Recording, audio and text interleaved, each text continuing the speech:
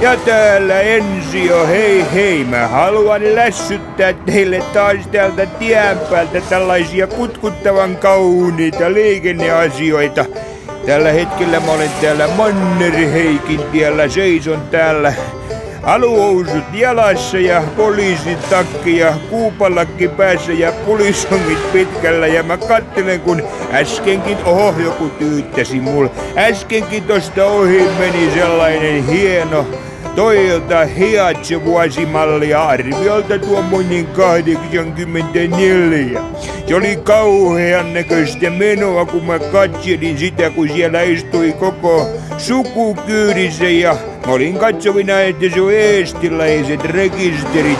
Se oli niin kauhea, sen auton kyljessä oli 16 eri väriä, niin kuin mä jo taisin ilmoittaakin poliisille, että ne kaikki oli ruosteenpunaiseen viittaavia värejä. Kauheeta. Jos te saatte tollaisen auton kiinni sieltä jostain lähempää Tampereen väylää, niin ostakaa mullekin pari pulloa.